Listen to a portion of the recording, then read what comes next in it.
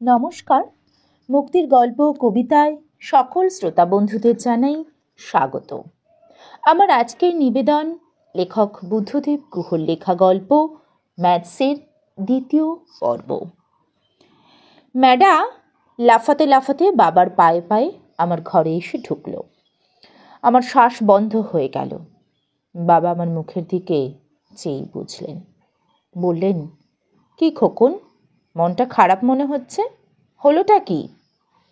আজ যে স্কুল ফাইনালের রেজাল্ট বেরোবে তা বাবা জানতেন, কিন্তু আমি যে স্কলারশিপ পাবই তা যেন উনি ধরেই নিয়েছিলেন।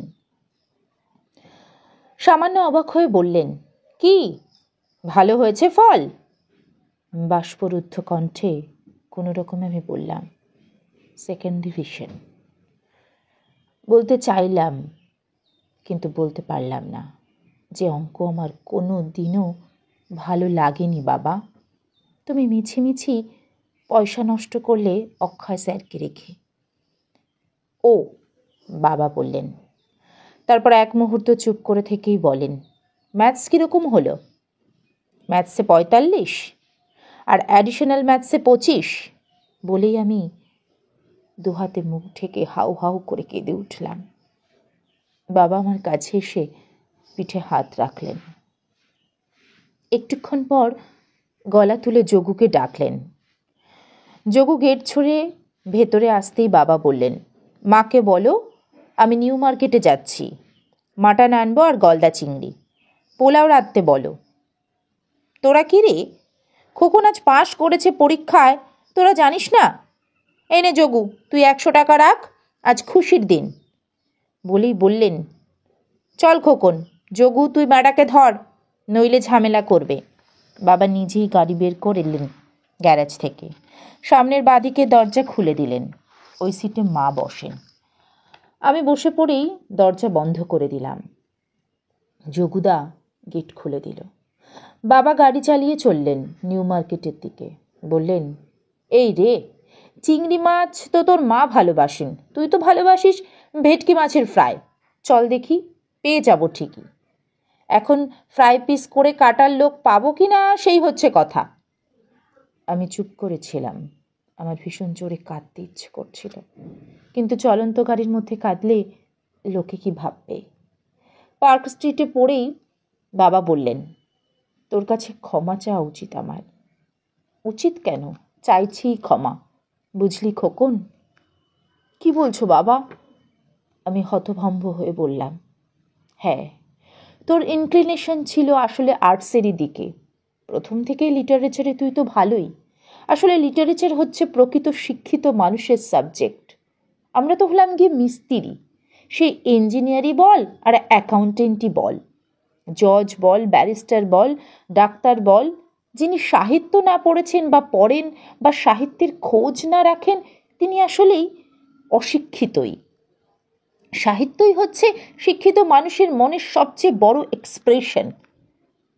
একটু থেমে বললেন, এত বড় ফ্যাক্টরিটা করেছিলাম, তুই ছাড়া আমার তো কেউই নেই, একমাত্র সম্বল তুই।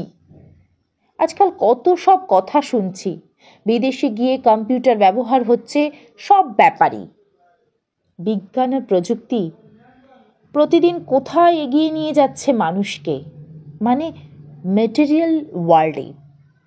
ভেবেছিলাম সায়েন্স নিয়ে পড়লে তোর পক্ষে, যাকগে, my life is my life and your life is yours. তুই যা হতে চাস খোকন তাই হয়ে ওঠ জীবনে। আমি তোকে আর ভুল পথে চালাবো না। I am sorry, really I am sorry. New মার্কেটের সামনেটা তখন ফাঁকা, আলো প্রায় সব নিভে গেছে। ফুলের দোকানগুলো খোলা আছে শুধু, তাও বাইরে ঝাঁপ নামানো। গ্লোব সিনেমার সামনে একটা বিরাট হোর্ডিং, সিনেমার বিজ্ঞাপন। ছবির নাম আই উইল ক্রাই টুমরো। বাবা একটু পরেই মুটের মাথায় বাজার নিয়ে ফিরে এলেন। আমি তাড়াতাড়ি নেমে বাবার হাত থেকে চাবি নিয়ে গাড়ির বুটটা খুললাম। মাল সব রেখে বাবা মুটেকে 5 টাকা দিলেন। মানুষটি বলল, ফুটা নেহি সাহাব। বাবা বললেন, আমার ছেলের আজ পরীক্ষায় পাশ করেছে, কলেজে যাবে, তোমাকে বকশিস দিলাম। মানুষটি একটু অবাক হয়ে মাথায় হাত ঠেকালো। গাড়িটা ময়দানের দিকে নিয়ে চললেন বাবা। ময়দানে পৌঁছে বললেন, পোলাও হতে হতে আমরা পৌঁছে যাব, কি বল? তোর মা আছে, নগেন আছে, যোগু আছে, রাতে কত সময় লাগবে? চল একটু পায়চারি করি। বাবা গাড়িটার পাশেই সামনে পিছনে হাঁটবেন বলে মনে হলো।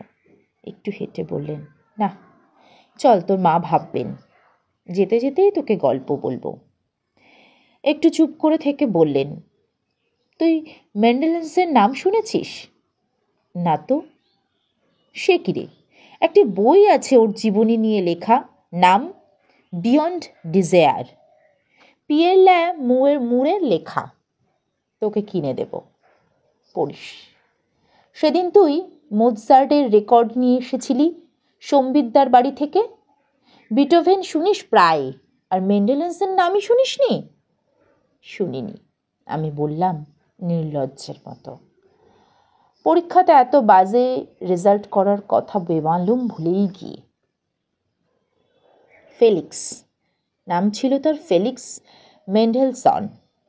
প্রথম বিশ্বযুদ্ধের আগের ইউনাইটেড জার্মানির সবচেয়ে বড় ইন্ডাস্ট্রিয়ালিস্ট, সবচেয়ে বড় ব্যাংকার ছিলেন ওর বাবা। পৃথিবীর সবচেয়ে বড় লোকদের মধ্যে একজন। ফেলিক্সের বাবার নাম কিন্তু ভুলে গেছি। ফেলিক্সও ছিলেন তোরই মতো, তার বাবার একমাত্র সন্তান।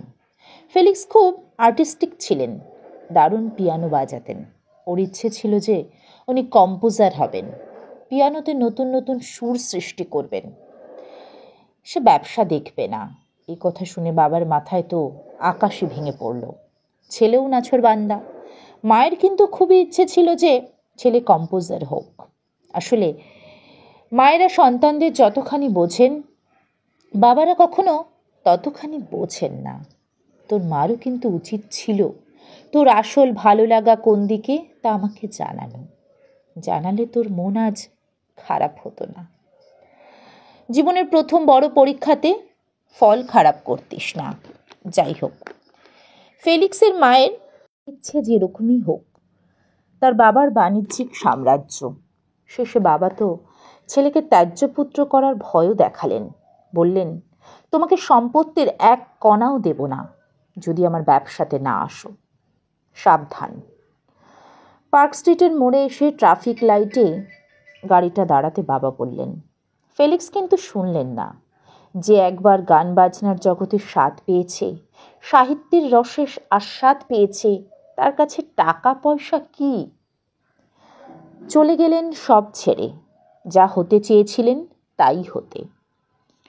রাজার চেয়েও বড়লোক বাবার ছেলে অতি অল্প বয়সেই যক্ষা হয়ে মারা গেলেন একটি আনহিটেড ঘরে। ইউরোপের সব জায়গাতে তো হিটিং ছিল না তখন ঘরে ঘরে। যক্ষারও চিকিৎসক ছিল না বিশেষ। কিন্তু ওই বয়সেই ফেলিক্স যা করে গেলেন, টাকা রোজগার করে নয়, ক্ষমতা একীভূত করে নয়, কিছু করার মতো করে। আজ পৃথিবীর মানুষ কিন্তু ফেলিক্স মেন্ডেলসনের বাবাকে বেমালুম ভুলে গেছে। আর যদি বা মনেও রেখেছে, তাও ফেলিক্সের বাবা হিসেবেই। প্রচণ্ড পয়সাওয়ালা মস্ত ব্যবসাদার, দারুণ ক্ষমতাবান তো কত মানুষই আসে যায় পৃথিবীতে, কিন্তু তাদের মনে রাখে কে? যদি বা কেউ রাখেও, ভালোবেসে মনে রাখে। তাদের মধ্যে খুব কম মানুষকেই মনে রাখে ঘৃণায়। স্বদেশে পূজ্যতে রাজা, বিদ্বান সর্বত্র পূজ্যতে। বুঝলি না? আমি যে কোনো কিছুতেই তত ভালো নই বাবা। আমি যে মাঝামাঝি মিডিওকার, অসহায়ের মতো বললাম আমি। বাবা আমার কথা শুনে হো হো করে হেসে উঠলেন। বললেন, স্কুল ফাইনাল পরীক্ষায় তো জীবনের একমাত্র পরীক্ষা নয় খোকন। যতদিন মানুষকে বেঁচে থাকতে হয়, ততদিন প্রত্যেক দিনই তাকে অনবরত পরীক্ষায় বসতে হয়। যত দিন যাবে ততই এই কথা বুঝতে পারবি। স্কুল কলেজের পরীক্ষায় যারা ফার্স্ট হয় এবং লাস্টও, তাদের মধ্যে বেশিরভাগকেই কিন্তু জীবনের মঞ্চে খুঁজে পাওয়া যায় না। জীবনের বড় বড় পরীক্ষাতেও ওপরে উঠে আসে এই মাঝামাঝিদের ভিড়ের ভেতর থেকেই কেউ কেউ, যারা নন ডেসক্রিপ্ট জনতা বলি আমরা যাদের, বলেই বললেন, চল ফিরি এবার। বাবা গাড়ির ইঞ্জিন স্টার্ট করবার পর আমি বললাম, আমি যে এত খারাপ করলাম তুমি দুঃখ পাওনি? মা খুব কেঁদেছে। বাবা হেসে বললেন, তোর মা একটুতেই কাঁদেন, কাঁদলে চোখের মনি উজ্জ্বল হয় কি না, তাই তোর মা কথায় কথায় কাঁদেন। যারা সুন্দর মানুষ তারাও ওরকম অনেক কিছু করেন আরও সুন্দর হওয়ার জন্যে। আমার কথার উত্তর দিলে না তুমি বাবা। আমি না, দুঃখ পাইনি, তবে অবাক হয়েছি, রেগে গেছি। সেটা তোর উপরে নয়, আমাদের দেশের শিক্ষা ব্যবস্থার উপরে, তোর মাস্টারমশাই অক্ষয়বাবুর উপরে, আমার নিজের ওপরেও। আমার উচিত ছিল তোকে একটা ভালো ইংলিশ মিডিয়াম স্কুলে ভর্তি করে দেওয়া। আমার পক্ষে মোটেই তো তা অসুবিধের ছিল না, কিন্তু আমি চেয়েছিলাম যে আমার দেশের লক্ষ লক্ষ ছেলে মেয়ে যে শিক্ষার সুযোগ পায়, আমার ছেলেই বা তাদের থেকে বেশি সুযোগ পাবে কেন? তাছাড়া বাংলা তো আমাদের মাতৃভাষায়। বেশিরভাগ ইংলিশ মিডিয়াম স্কুলেই বাঙালিদের সংস্কৃতি, সাহিত্য, গান বাজনা পরোক্ষে নষ্ট করে দেওয়া হয়। তুইও তেমন হয়ে উঠিস তা আমি চাইনি, চেয়েছিলাম বাঙালি হবি। আমি আসলে বাজে ছেলে, আমার কিছুই হবে না।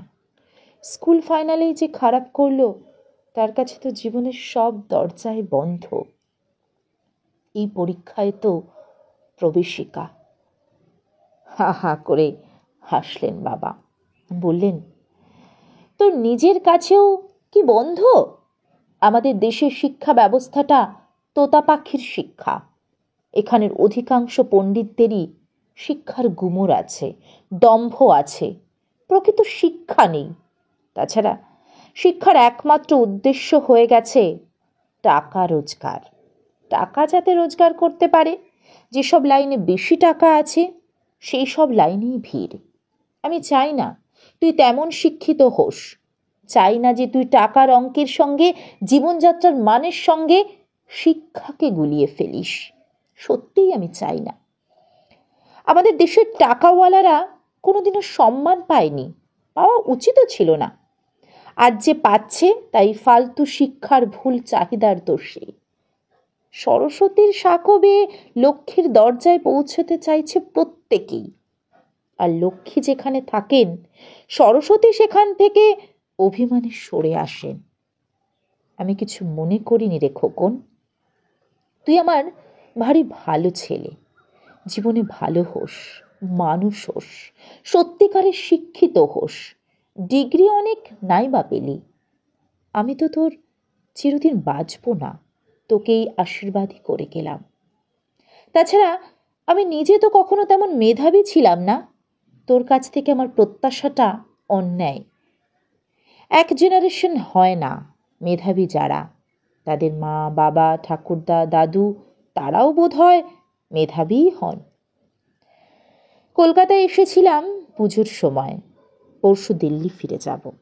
আমার একমাত্র ছেলে খোকা এবার দিল্লি বোর্ডের পরীক্ষা দিল। আমি তো ভালো ছাত্র ছিলাম না, খোকাও পড়াশুনোতে মাঝামাঝি হয়েছে, ও অভিনেতা হতে চায়, গ্রুপ থিয়েটারের দলে ঢুকেছে। টিভি ফিল্ম নিয়ে পড়াশোনা করবার ইচ্ছে আছে। আস্ত পাগল। অনেকগুলো বছর চলে গেছে, সত্যি অনেক বছর। আজ মা নেই, বাবাও নেই। দক্ষিণ কলকাতার বাড়িও রামকৃষ্ণ মিশনে দিয়ে দিয়েছি আমি, দিল্লিতে থাকি এখন। আজ 20 বছর হয়ে গেল আমার স্টুডিও করেছি ভাড়া বাড়িতে, দিল্লি বাঙালিপাড়া চিত্তরঞ্জন পার্কে। ছবি আঁকি, মূর্তি গড়ি, প্রদর্শনী এবং এমনিতেই কিছু কিছু বিক্রি হয়। বড়লোক হতে পারিনি ঠিকই, কিন্তু বাঙালিরা আমাকে চেনেন। দিল্লির বাঙালিরা তো বটেই, ভারতবর্ষ এবং বিদেশের বাঙালিরাও। তাতে আমার কোনো গর্ব নেই, আনন্দ আছে। পয়সার লোভে সকলেই যা করে, চারপাশে যা চায়, তাদের অন্ধ অনুকরণ করতে গিয়ে নিজস্বতাকে এখনো খুইয়ে বসিনি যে, এটিই আনন্দের।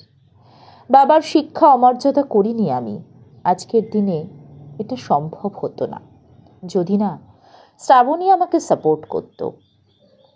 স্ত্রীদের উপরে স্বামীদের জীবনের গন্তব্য অনেকখানি নির্ভর করে। বাড়িটার দাম পেয়েছিলাম 5 লাখ টাকা। আত্মীয় স্বজন বন্ধুবান্ধব অনেকেই বলেছিল যে নিজের সংসার চলে না, অত দাদাগিরিতেই বা কাজ নেই। শ্রাবণী কিন্তু বলেছিল, মা বাবাই যখন নেই তখন যা আমাদের সোপার্জিত নয় তা দিয়ে সহজ সুখ চাই না আমি। বড়লোকের ছেলে হলে খোকাও মানুষ হবে না। অত্যন্ত কষ্ট। আজ এই পর্যন্ত। পরবর্তী পর্বের জন্য আমার চ্যানেলটির সঙ্গে জুড়ে থাকবেন এবং ভালো লাগলে অবশ্যই একটি লাইক, কমেন্ট এবং শেয়ার করবেন। ধন্যবাদ।